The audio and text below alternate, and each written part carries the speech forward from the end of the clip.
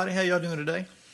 I'm gonna take a minute today and show you a lick that I got out of a Joe Pass book, and the Joe Pass chord and melody book.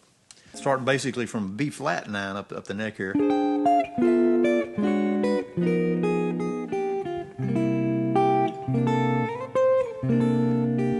he goes on.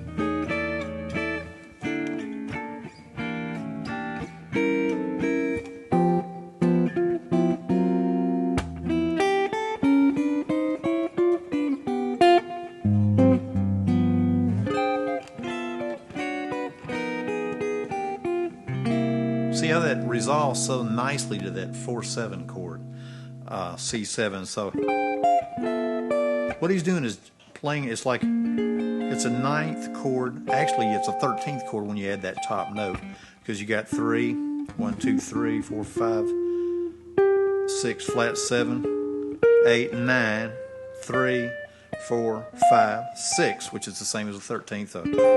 So it's basically a 13th to a 9th chord with a 3rd and a bass. Then he takes it down to minor 3rd, same lick, a minor 3rd down, again, same thing, to the 4 chord. If you look at that, what it does too, it's kind of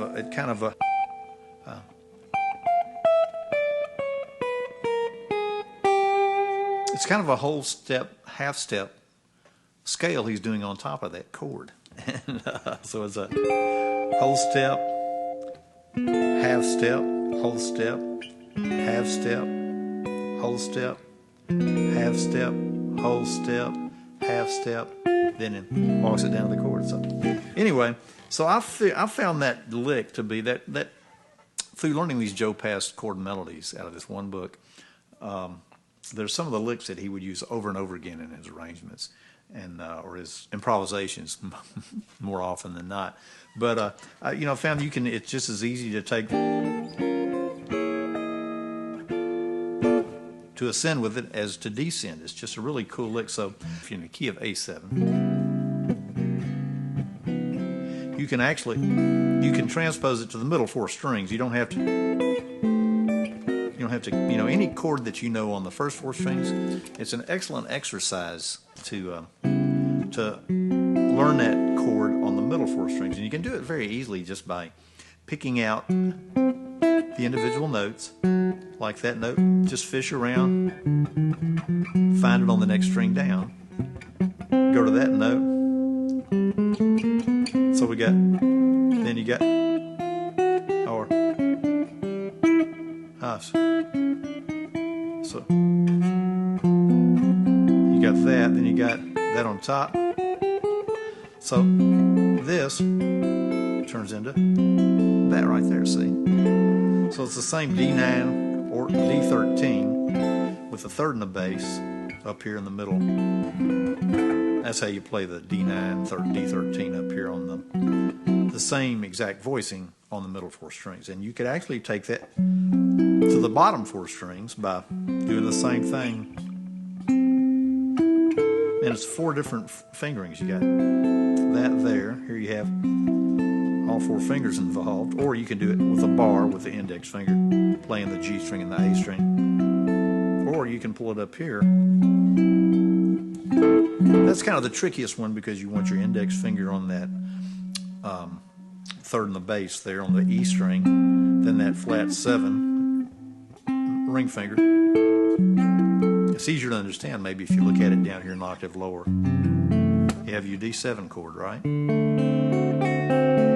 That's your 3rd on top. Well, you can play a D with the 3rd and the bass, right? You can play D7 with the 3rd and the bass. And so basically that's your flat 7 of the D7 chord. Well, an octave down, that's a C note, so an octave down from there would be on the A string, 3rd fret. So you can get that. You're turning them around, you're flipping them. There's the 3rd on the top, flat 7 in the bass, and under it, and then the 5th, and then your tonic. But what we're going to do here, we're going to play, instead of the flat 7 on the top, we're going to play the 5th on the top. We're going to use the middle finger to bar the G and the D string, and instead of the tonic on the D string, we're going to play the ninth. That'd be 1, 2, and the 2 is the ninth, right? 1, 2, 3, 4, 5, 6, 7 octave. After the octave, it's the ninth, which is the same as the second. So E is the second or the ninth in the key of D. So we're going to get our second or our ninth there, put our fifth on top, and then we're going to have our flat 7 on the A string 3rd fret, and then we'll have our 3rd in the bass. So you can play it there, you can play it.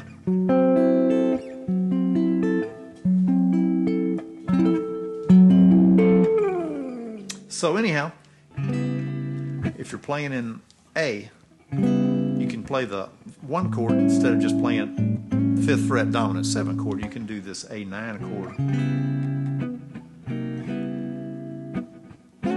You can get up to your 4 chord up here by doing this bar chord here. I'm barring the 4th, you know, it's a 1 chord, it's an A7 chord basically. I'm barring it at the 4th fret. You can slide those up for grace notes.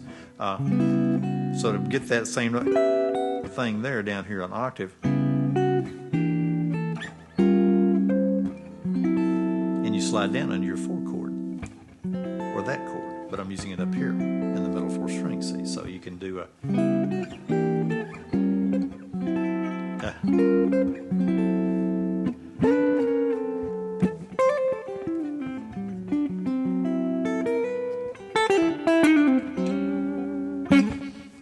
really cool way to ascend from your 1 to your 4 chord. You're hanging out there on your 4 chord.